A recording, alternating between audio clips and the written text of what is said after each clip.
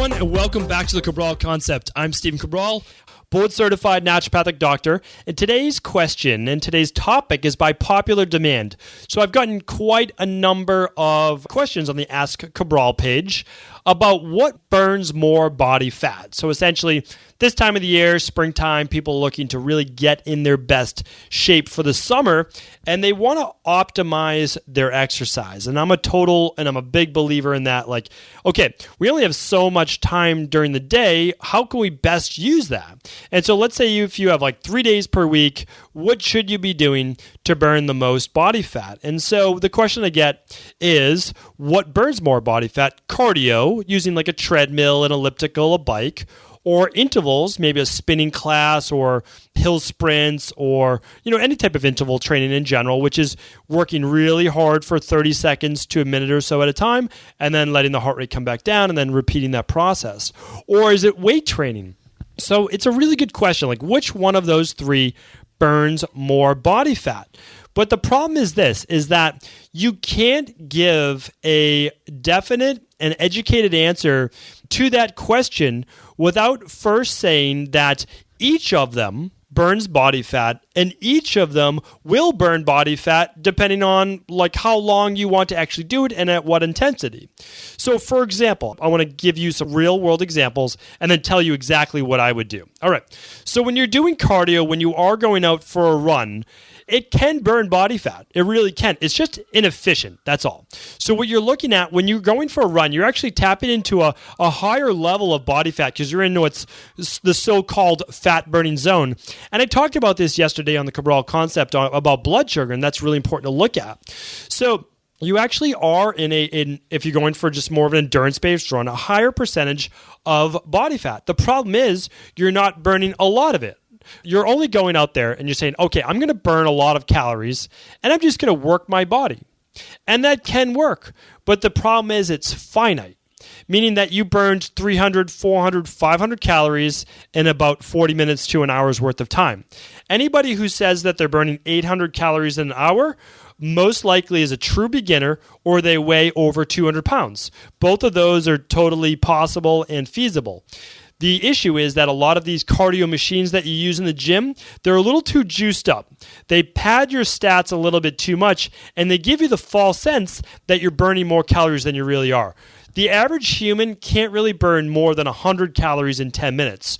So I think that's an important thing to look at, whether you're doing intervals, whether you're doing endurance, like steady state cardio, or you're doing some type of resistance-based workout where you're still doing an interval-based style. And I think that's important to look at for a few reasons, that you don't think that you can then eat an extra 800 calories and kind of maintain equilibrium.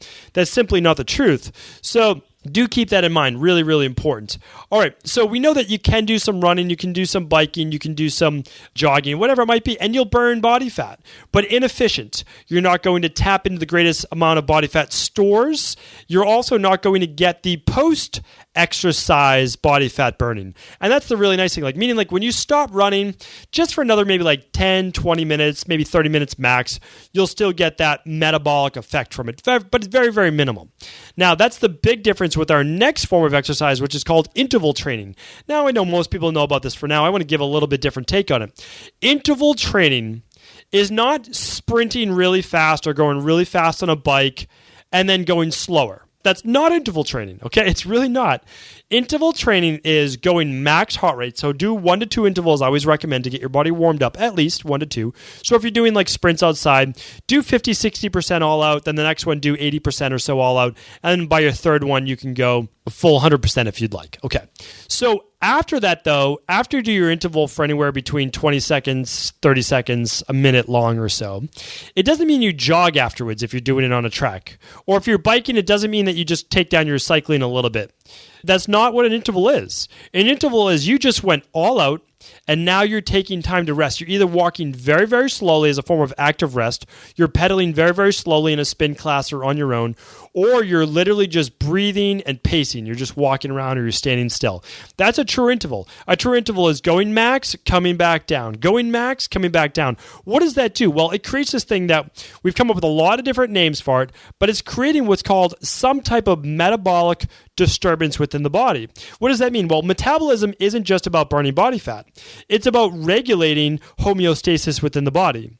So on a smaller level, it's like drinking a really cold glass of water. We're like, oh, drink really cold water if you want to burn body fat. It's such a minuscule thing to do because the reason is you only burn like an extra 13 calories they found with drinking that cold water. So yes, if you drank 10 cups of really cold water, you might burn 130 or so calories per day. But it's not very efficient. It weakens your digestive system. I certainly don't recommend it.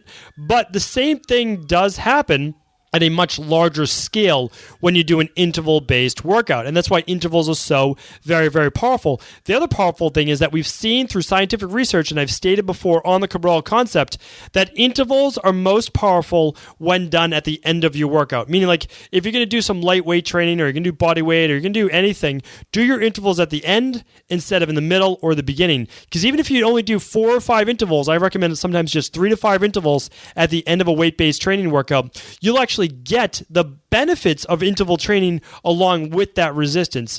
It's remarkable, and you will burn the most amount of ongoing body fat from there because you get that metabolic disturbance. Yes, there's some EPOC involved, but that's not that large of a factor. It's important, but not as large as we once thought. So the bigger factor is creating that change within the body of having to bring it back down to homeostasis. And that allows for not only to bring the body back to equilibrium, but a better glucose utilization, which means that eating carbs, they found over the next 8 to 18 hours, allows you to, when you eat those carbs, they're better used for fuel rather than for body fat storage. Really important to look at. Okay, what's our third way? Well, our third way to really burn body fat is we can look at strength-based training. Now, this is an interesting one to look at because let's take intervals out of the equation. Let's just talk about you doing like a ball bench press, some pull-ups, some squats, just some really good strength-based exercise. Well, what does that do? Well, when we look at it at a metabolic level, what we're actually doing is we're creating, yes, stimulus on the muscles. We're creating some metabolic breakdown, in this case, muscle tissue breakdown, which is going to require amino acids and glucose to refuel those new muscles, or basically refuel and rebuild your current muscles.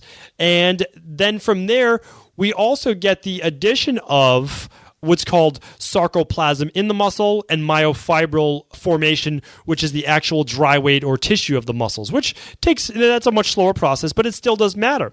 So we can look at it this way, that muscle building or strength training is absolutely paramount in being able to better use glucose. Again, if you didn't tune in yesterday's show on glucose and burning body fat is like the perfect tie-in to today's show. Yesterday was the nutrition. Today is the exercise. Because, to be honest, without the proper nutrition, it doesn't even matter what you're doing exercise-wise because there's no way you can out-train a bad diet. It's impossible. You literally can't. You can run on the treadmill and just go all out for 60 minutes, and again, you might burn somewhere around 600 calories, give or take 100 calories, we'll say. Just is somewhere around that range. You can eat 3 slices of pizza in about 10 minutes, and there's your 600 calories.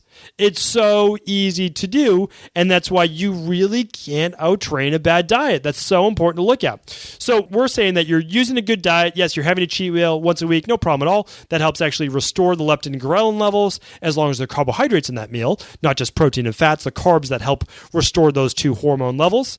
And then with the strength training, so let me get back on track. The strength training is allowing for better long-term results. Yes, in the short term, better utilization of the food that you're eating, the macros, absolutely important to burning body fat. But in the long term, that's how you keep the fat off. That's how you don't have to exercise every single day because you're a fat-burning machine because muscle tissue burns body fat as well because it's looking at total calories. And again, if you look at yesterday's show and you're keeping your blood sugar stable, great. Then you can oxidize adipose tissue, fat stores as your fuel source, just like our genetics is supposed to work. That's the perfect modality. So when you ask me that question, again, I had to give you the education behind the science behind it, but now hopefully you got the answer yourself. If not, I'm going to give it to you right now.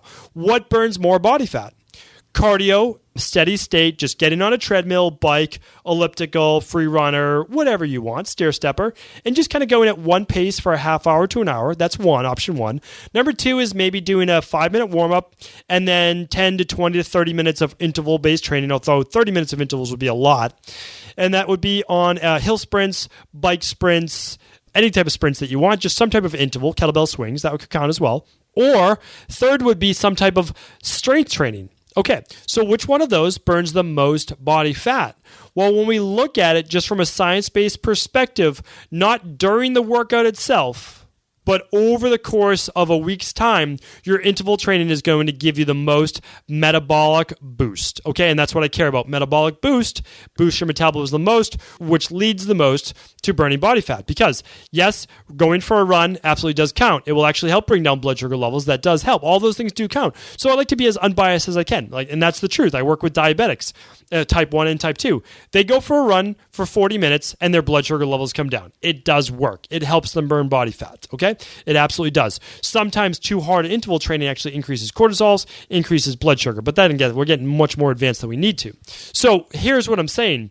But over the course of a week's time, 2 weeks' time, a month's time, 3 months' time, which is really what we care about, that 12 weeks, you'll get the most metabolic boost by doing intervals. Now, how can you get the best of all worlds, which is what we do for clients? We do this. We set up an interval-based resistance program.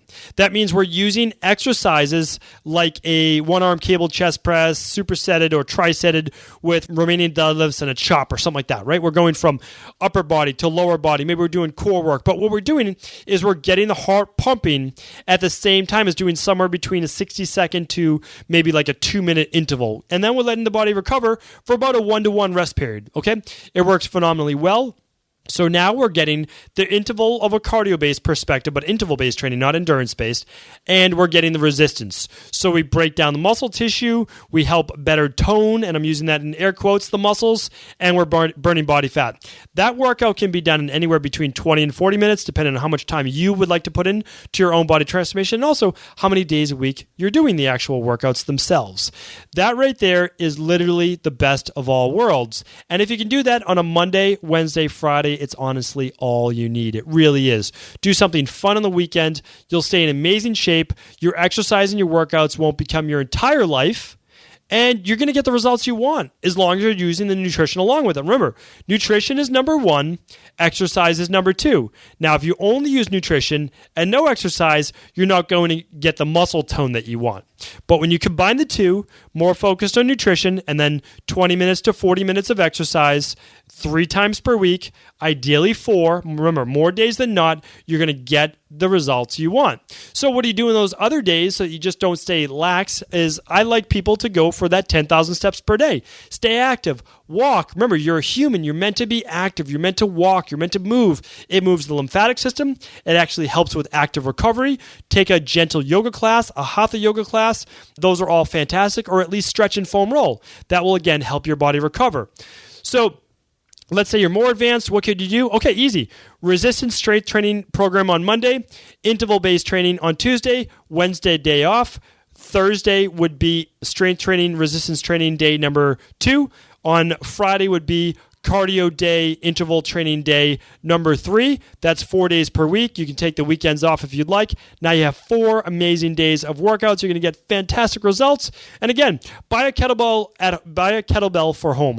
I've said this before. You can literally do just 5 sets to 10 sets of swings on one day in the weekend. You'll keep yourself metabolically active. You can do one of the Tabata workouts that I mentioned before. That's going to take you a grand total of like a 5-minute warm-up and a 4-minute Tabata. You're done in under 10 minutes. Believe me, everybody has time for 10 minutes on the weekend. You can do that. So that is just a great way to keep your body metabolically active. You're going to be burning body fat. You're using science and using the best of every form of exercise to keep yourself in peak condition. Hopefully that helped. Hopefully that answered that question. And as always, if you have additional follow-up questions, do feel free to write in at stephencabral.com/Ask Cabral, and I will do my best to answer each and every one of those questions that come in.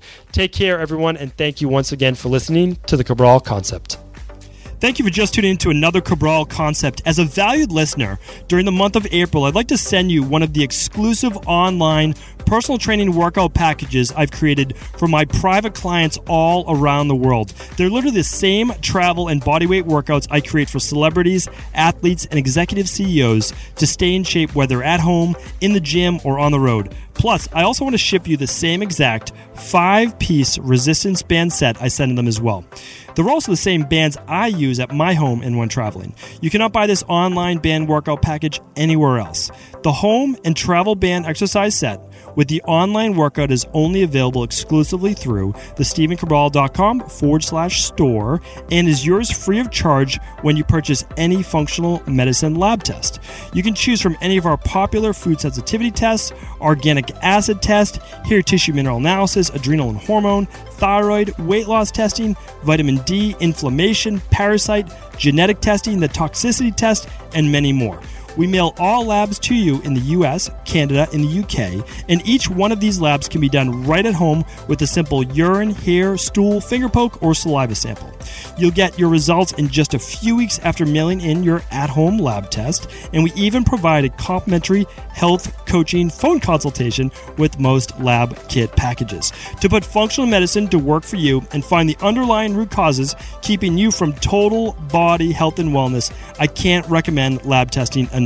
Plus, as a bonus this month, you'll be getting my resistance band package with the online workout to do right at home, at the gym, or when traveling. Just go to StephenCabral.com/store for details and to get yours today.